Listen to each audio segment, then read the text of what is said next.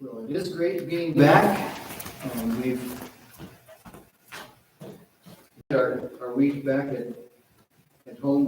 We got back from Taylor actually Sunday evening, and so we just had a fairly restful week, I think. This morning I want to talk about what should I do? That's the title of our message this morning. And we're continuing this study from 1 Kings chapter 19.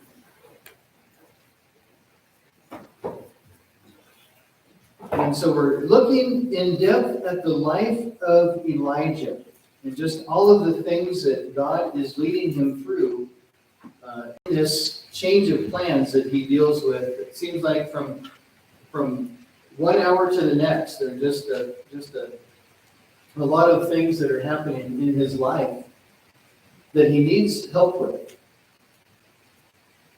We really want to know exactly what we should do in the moment. I think that's the cry of my heart. I think for a lot of us here represented this morning, we want to know exactly what we should do, but sometimes it's hard to find that concise answer we're looking for. It's almost like grasping for something in the dark, where we just don't understand maybe what the next decision should be. And so what do we do in these moments? Well, let's look at 1 Kings chapter 19 and verses 19 through 21. Verse 19 says, "So he departed from there and found Elisha, the son of Shaphat, who was plowing with 12 yoke of oxen before him, and he was with the 12. Then Elijah passed by him and threw his mantle on him. And he left the oxen and ran after Elijah and said, 'Please let me kiss my father and my mother, and then I will follow you.' And he said to him, 'Go back again, for what have I done to you?' So Elisha turned back from him and took a yoke of oxen and slaughtered them and boiled their flesh, using the oxen's equipment, and gave it to the people, and they ate. Then he arose and followed Elijah and became his servant." Now you talk about burning some bridges or changing an occupation in a hurry. He's leaving all that he was familiar with in farming and oxen, the plow that they were drawing behind them, and he takes that back, and he's with his family, and he not only serves them oxen for dinner, but he uses the equipment to boil the meat on, to cook the meat.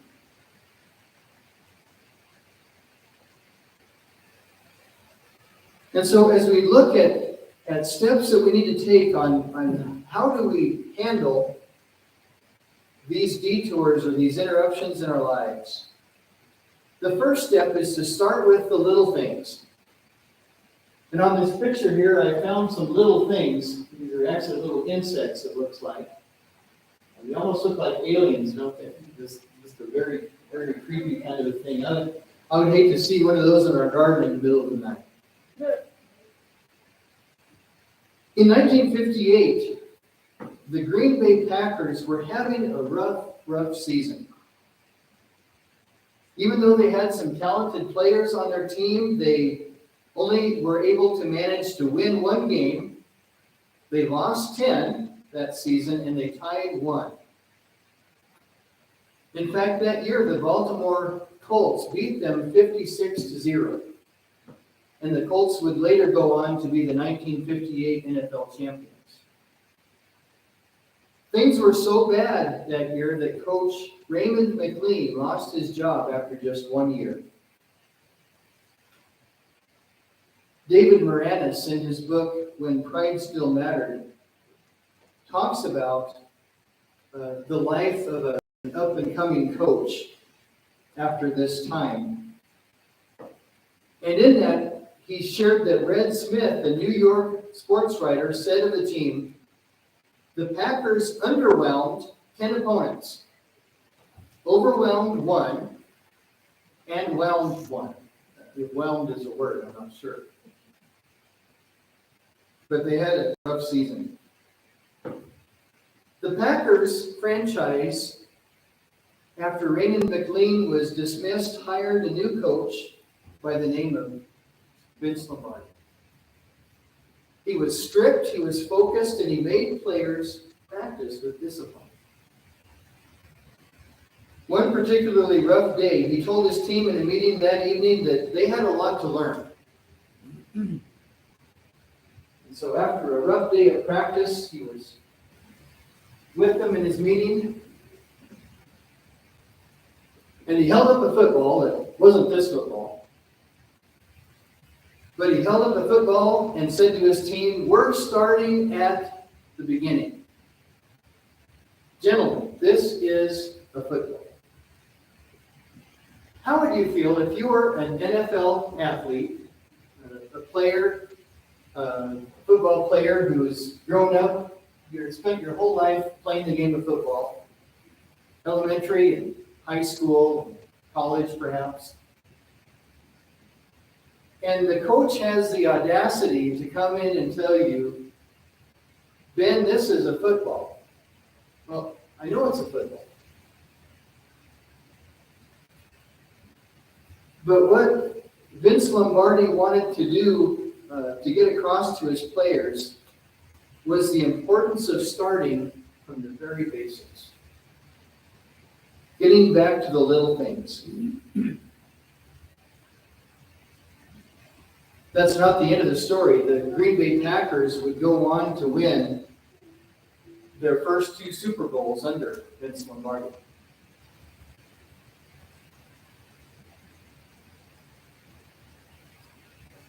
So the Packers needed to take baby steps. And I think for us, in not only as Christians, but in the things that we deal with from day to day, we also need to take baby steps. Author Aaron Sharp says, "More often than not, our detours will be like falling into ditches and climbing back out." Sometimes those unexpected things that happen to us. I remember the first car that I had when I was in college was a 1984 Oldsmobile Cutlass Supreme. And I had it at home, and at that point, my parents had moved from the house, the farmhouse that we were living in, and they were over living with my grandparents or my grandmother at that time, and taking care of her. And so I had this car, and it was back on the farm place, and just west of the farm yard is a small dirt trail that leads out to another county road, just maybe a half a mile away, or just a quarter mile perhaps. And I remember coming back home from town, and I was just taking that back road, and I drove my car down this trail just at the edge of the field. And there was a washout that was caused either by just some erosion, some water that had, like a recent rain, or perhaps an animal, a gopher. Anyway, there was just a little sinkhole just right in the trail. And I remember driving over that, and at this point I was probably 19 or 20 years old, and I thought, that's a pretty big hole. I wonder if I can go back and see what it is. And so I put the car in reverse, and I found it. And then for some reason I got really daring, and I thought, I wonder if I drive back over it, what would happen? And obviously I hadn't paid attention well enough in physics and science, because at exactly the same time that front tire of the car ran over the sinkhole, I felt this whoosh sound. And the undercarriage of the car came down and just rested on the ground. And so I dropped that tire completely down in the hole, and I was stuck. I was just within walking distance from home, and so I just decided, okay, I know what I have to do. I'm the one that got me into this mess, so I'll get myself out. So I went back and I got a shovel, and I just basically dug the front end of the car down into the dirt low enough where I could just go ahead and drive it out. But that was a learning lesson for me. And I had to start with the little things and just get back onto the direction that I needed to go.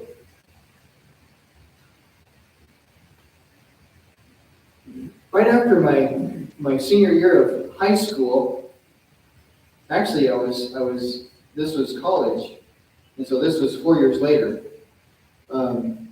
I had just recently moved out to western Nebraska, and I was in need of some surgery. I had developed a hernia the summer before, and I just needed to get that repaired.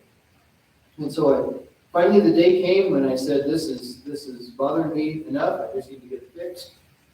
And so I went in for the surgery, and I was out of work for nearly 2 weeks, healing up. And my first week back at work, I was working a construction job, doing some painting. And so my first week back at work was called light duty. And you might be familiar with what that entails. If you're put on some kind of a restriction, then under law, the company just has to help you work through that, not give you work that would cause further injury.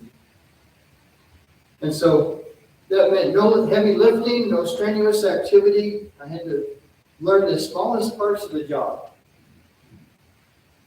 And I actually felt a little bit out of place, kind of like a football player on injured reserve. Just you're there on the sideline, you're seeing what's going on, but you're not really contributing to the team.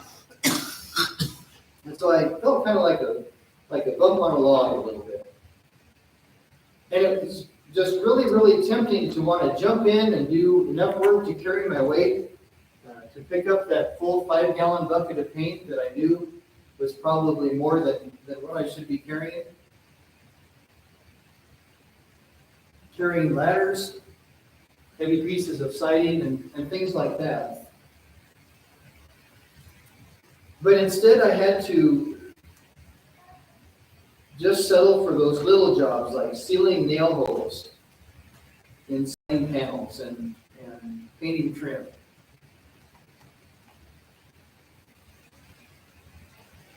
And so later on, there were several occasions that other people that were getting back from some kind of a restriction like I had before would be placed on light duty, and they were sent to work in our department because we were one of the departments that had the lightest amount in weight of things to work on. And so later on, when I had a management position with this department that I was working in, I was in charge of keeping these fellow employees occupied, busy when they were on light duty, and showing them how to do the work. And I can tell you that on more than one occasion, sometimes things had to be done over again. They would just get in a hurry, maybe because I had explained things well enough to them that a wall just didn't, or the side of a house looked like it just was sloppy in the workmanship. And I can tell you that if something is rough before the paint goes on it, it's going to be rough after the paint is applied to it. And so that sloppy workmanship had to be corrected. And so what that job taught me was that it's important to spend time paying attention to details and looking at the little things. And so I needed to walk my coworkers through what needed to be done. And it would take a little bit of extra time, usually first thing in the morning, instead of concentrating on other things that I needed to accomplish. I needed to spend time making sure that they were going in the right direction first. And the detours that we experience in our lives are complicated. And so it's important to focus on what we do know.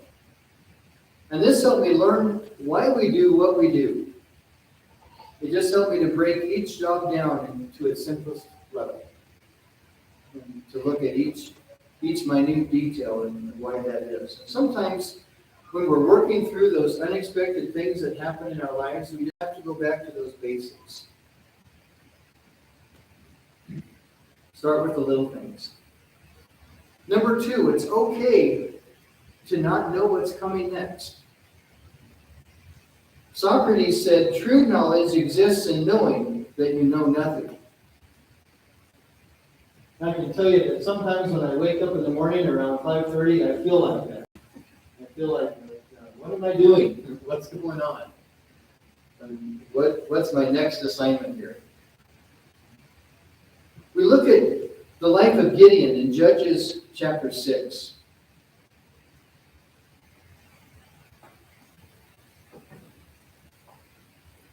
And the Lord is speaking to Gideon, and he says, you will save Israel from the Midianites. And I'm the one sending you.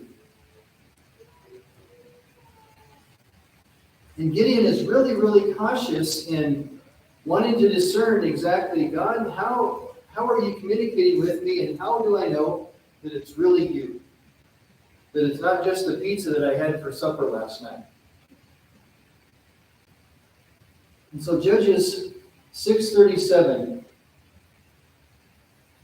he says to God, look, I'll put a fleece of wool on the threshing floor. If there is dew on the fleece only, and it is dry on all the ground, then I shall know that you will save Israel by my hand, as you have said. And look at verse 38. And it was so. When he rose early the next morning and squeezed the fleece together, he wrung the dew out of the fleece, a bowl full of water. Now, that's a lot of dew. A lot of water in that. Then Gideon said to God, do not be angry with me, but let me speak just once more. Let me test, I pray, just once more with the fleece. Let it now be dry only on the fleece, but on all the ground let there be dew. And God did so that night. It was dry on the fleece only, but there was dew on all the ground.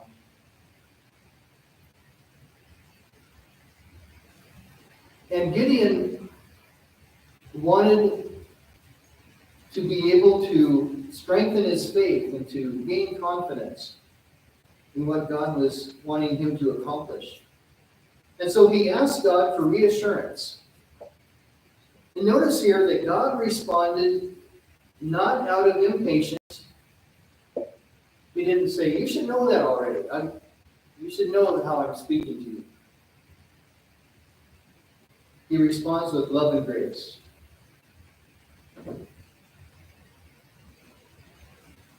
I see another example in Scripture in the New Testament in Mark chapter 9 and verse 24, where a father comes to Jesus and begs him to heal his son who is oppressed by the demon.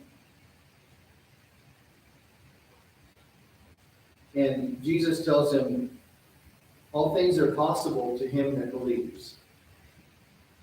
And I like the man's reply because it's genuine. It shows that he's kind of struggling with what's going on, even in his own mind.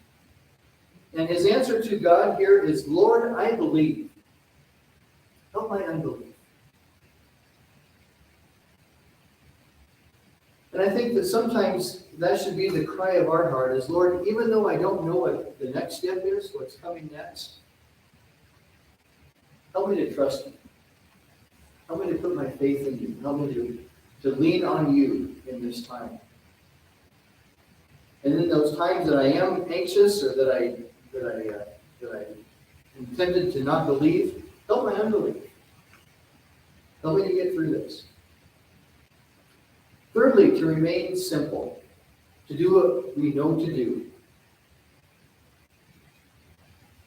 There are a couple of examples in the Old Testament of some men who walked closely with the Lord. And growing up, this was, outside of the Christmas story, this was one of my favorite Bible stories, the fiery furnace in Shadrach, Meshach, and Abednego.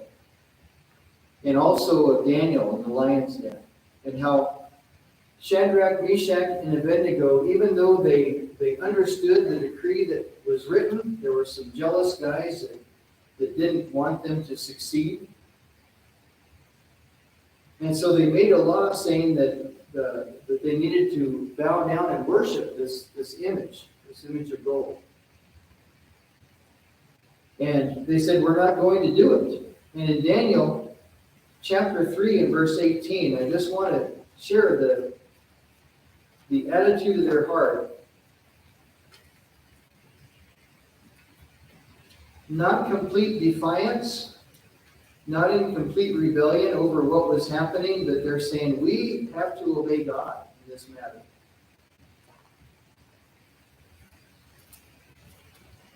And so Daniel chapter 3.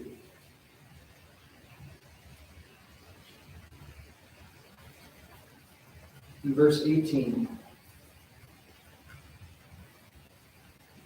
And they say, but if not, let it be known to you, O king, that we do not serve your gods, nor will we worship the gold image which you have set up.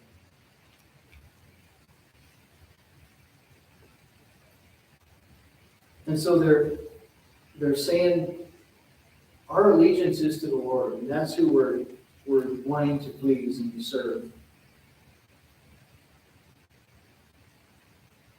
They said, our God, in verse 17, whom we serve, is able to deliver us from the burning fiery furnace, and he will deliver us from your hand, O king. So they were doing what they knew to do. They just took that step of faith, that trust, almost down to its simplest form, saying, God, we're going to trust you in this particular decision today, knowing that you're taking us through it.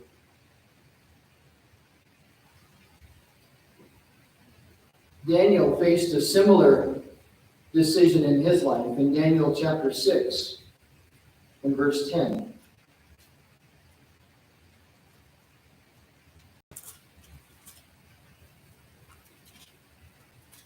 And there were some governors and rulers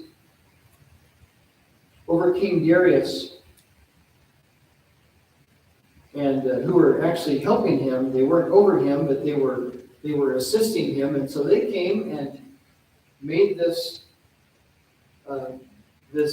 petition, and almost like a bill that they brought before him. And they said, we just want for everyone to only to pray to you. That anybody who petitions any god or man for 30 days, except you, O king, will be thrown into the den of lions. And in that time, although Daniel knew the decree, it had been passed, he didn't try to become somebody that he wasn't. He remained genuine, faithful, and obedient to God. And like Daniel, we must keep prayer and devotion to God present in our lives. And verse 10 says, now when Daniel knew that the writing was signed, he went home.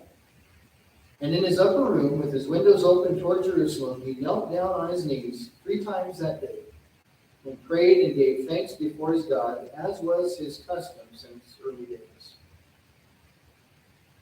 So he didn't change anything. He didn't compromise.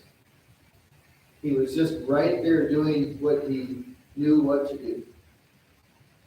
He just kept things simple. And so maintaining simplicity sometimes can be difficult, because often the temptation is to focus our eyes on us when we're in the middle of a crisis instead of on God. We might think, does this basic thing really have anything to do with my situation? But we need to keep our focus on God. And I think that the question that we need to ask the Lord is, how can my actions today be pleasing to you? Fourthly, small steps can have a big outcome. Elijah throwing his mantle over Elisha may have seemed small, but God was working in that situation. 1 Kings 19:20. And it shows that Elijah's reply was that God was actually the one calling Elisha. Elijah didn't say a word. So we look back at 1 Kings chapter 19, verse 20.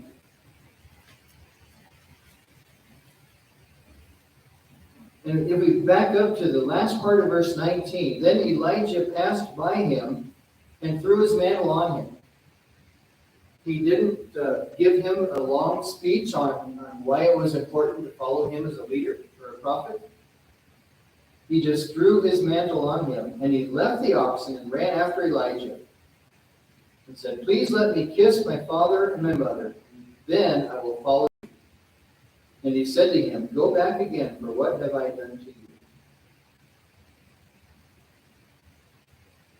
The Hebrew word for Elijah's cloak in this context is Adaret, and this comes from the root word adar, meaning glorious or majestic. So almost just his glory or that sense of majesty was put on to Elisha. And this garment was covered in animal hair and typically seen exclusively on a king or a prophet. And for a prophet, often all that they had in terms of clothing was this garment. Just talk about traveling light. It was enough to keep them warm in the winter months where it was colder, and it would just take care of them in the summer as well. But it was basically all that they needed, and just kind of like a symbol of them being in an apprenticeship, of following another prophet. And in putting this garment on to Elisha, Elijah was saying, even though he didn't use words, "I want you to follow me into the ministry of a prophet." Because that was what God instructed Elijah to do, was to anoint Elisha as the next prophet. And so we see that Elisha was serious. Elisha, after he had spent time following Elijah, then was the one who would anoint Hazael and Jehu. And God had a purpose for Israel in having these men in authority. In fact, Jezebel was judged. And it was through the work of Jehu, because he had ordered a couple of the eunuchs who were assisting her to throw her down from a window. And so it's a long story, and we don't really have the time to go into that great detail today, but we see how, even though this was later, after the fact, that God was working through Elijah and Elisha and bringing about his will in that situation.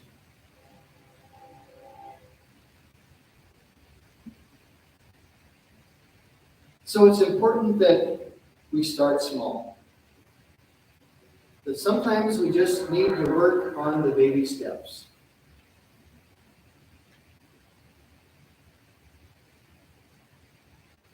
It's almost like having a coach approach us in our particular sport and saying, "This is a football." Getting back to the basics. We see that it's okay to not fully understand what's coming next. That as we put our faith and our hope and our trust in God, that he can show us what needs to be accomplished. Then to keep things simple, to do what we're capable of doing. To not try to do the work of somebody else, or not try to imitate somebody else, but just doing what we are capable of accomplishing. And then finally, to realize that small steps can have a big impact in the outcome. That as we're faithful to climb each step, to make each decision that's necessary, then we can look back and see, "Oh, I've come a long way." It's working. This morning I would invite you to stand with me as we close in prayer. I want us just to ask God to help us to walk in obedience to Him. And I hope, like me, that's the cry of your heart this morning is God, even though there are things that I don't fully understand, I'm just asking that you would help me to walk in obedience to you. And so would you pray that with me this morning? Father, we come to you, and Father, I just pray for each individual here this morning. Lord, we all have different situations, different parts of our lives that we deal with. For some of us, it might be similar. For others, it might be different, but still just as challenging. And so we're asking that you would help us to walk in obedience to you. God, to say yes to your will and to your way. And Lord, that you would just lead us in the direction that we need to go. We see how you worked in Elijah and in Elisha. And we're just asking that you would do that for us, God, that we would have that heart that says, God, I want to obey you. I want to do what you're calling me to do. I want to do the right thing. Father, would you help us with those decisions that we have, not just today or tomorrow, but all the rest of this week and into the next week and all the days of our lives. God, help us to be faithful to you. We pray this in Jesus' name. Amen. God bless you. Have a wonderful week. And we will see you again.